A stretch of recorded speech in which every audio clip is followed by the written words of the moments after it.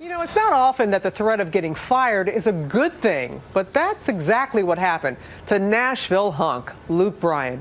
His father told him if he didn't quit his job, he'd fire him because he needed to go pursue his dreams. I love that. And that's just what he did, overcoming a double tragedy to become the star whose party is just getting started. Here's Amy Robach with the gospel and the country, according to Luke. I bring you fish. Luke Bryan is hard at work making his new farmland fun. See them? Yep. See their lips? Wow. Whoa. From his automatic catfish feeder Catch yourself a little catfish dinner. to the tomato and okra patch. That was the old okra patch. The garden was a valiant attempt at gardening. I grew a tomato and I didn't even know it. I'm all tangled. Yeah, that's my kind of night. This country boy is equally at home down in the dirt or up on stage, where he's famous not only for his singing, but, well, his signature shake. They have a bunch of your signature moves all edited together to this rap song. A Luke Bryan butt-shaking mashup. Hey, don't drop that dun-dun-dun. Don't drop that dun-dun-dun. I watched it. And? I mean, I was like, am I really doing that? Did you know that there's a Twitter handle devoted to your rear end? It's flattering. It's fun for me. If fans are having fun, I mean, I've been shaping the butt for many years to earn that. Luke Bryan is the hip-shaking hitmaker. His Crash My Party album is certified platinum, and the song Yeah, that's my kind of night. has ruled the top of the charts for weeks. Luke's career is a slow simmer that's heating up. You're watching a superstar about to go supernova. Love your country radio, all my fans. Love you. You're nominated for CMA's Male Vocalist of the Year, Musical Event of the Year, and for Entertainer of the Year. Did you ever imagine any of that? In our family, I mean, when the CMA Awards were on, it was an event. I mean, it was like you got to eat in the living room. You know, it was like that special. You got to make your little lay a towel down on the shag carpet and eat. When I was, this tall, that's what. Before country was cool. Oh yeah. But country was pretty dang cool back then. They could pull off rhinestones and stuff. Bryan just pulled off something pretty dang cool of his own. His first major arena headlining tour. Yet incredibly, all this attention still makes him nervous.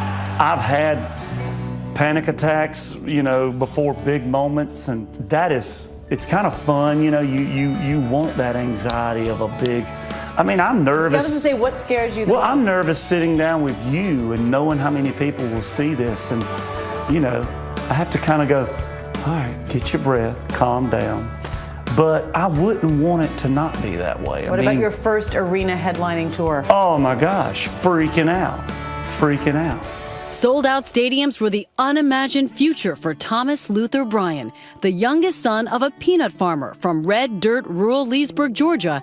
He was the protected and beloved little brother of older sister Kelly and older brother Chris. Luke's mother, LeClaire, says he was a born musician. Well, my story is about Luke. He was sickly when he was little, baby. So I rocked him all the time. Well, bounced him. And I hummed Rock of Ages. And he could literally hum Rock of Ages before he could talk. Can you still do it? See that?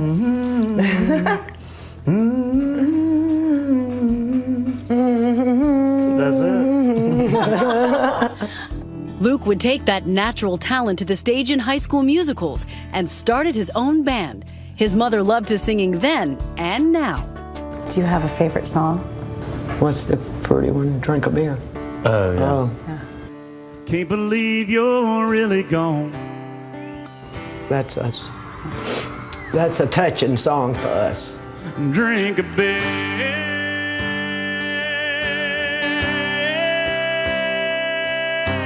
It's a song of loss, something the Bryans know far too well. Just days before a 19-year-old Luke planned to leave home and move to Nashville to follow his dreams, came a true test of faith and family. My older brother Chris was unexpectedly killed in a car accident.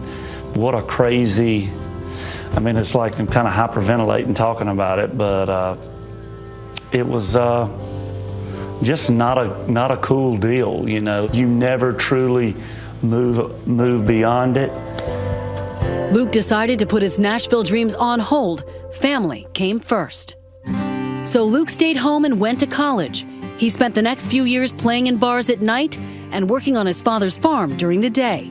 Were you ever worried that he wouldn't start the career that he was meant to have? We knew Luke at some point would come to Nashville, but you can't leave your family.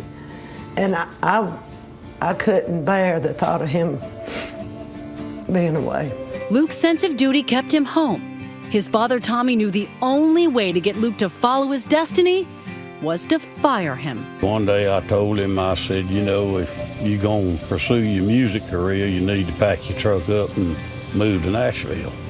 So we had already They pushed me out of the nest. To Nashville he flew. Luke found early success as a songwriter. Not too long after, he signed as a performer and had his first hit song, All My Friends Say. All my friends say. Luke was invited to perform it at the famous Grand Ole Opry. His big sister Kelly organized 129 people,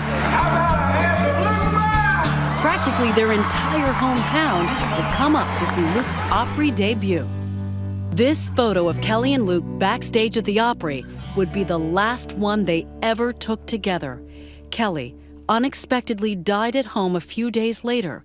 Luke says the cause remains undetermined. Two unthinkable, my only siblings, you know, gone from the world in a flash, in two different, crazy, tragic manners.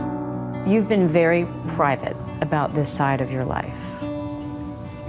Why is it important for you to talk about it now? My main thing is it's important for people to know they're not alone. I love the fact that people can see that God still is gracious and humbling and powerful and can make things right too. And if me telling my story moves people down a positive path of hope and getting up out of the bed and getting back going, then you know, it's certainly worth telling. Coming out of the nightmare of tragedy, Luke is writing a new story, a fairy tale romance. He's married to his college sweetheart, Caroline. She's the star of his Crash My Party video and the leading lady of his life. Baby, you can crash my party anytime. Together, they're building a future for sons, Bo and Tate. Construction is underway for a new house on their Tennessee farmland. It's perfect, and I love being out here. As his song says, Welcome to the farm. Bye. So we're going to go mud bogging. We're going mud bogging. it's where a father can play in the mud with his son and where a new family story begins. At number 3 on our countdown of the greatest country duets, it's a heaping portion of a country fried cat fight. Reba McEntire and Linda Davis duke it out over a cheating husband in the 1993 hit, Does He Love You? That was probably my favorite as a kid, because I'm a girl and I like the chick songs. So The song hit number 1 on the country charts, earning them a CMA award and a Grammy.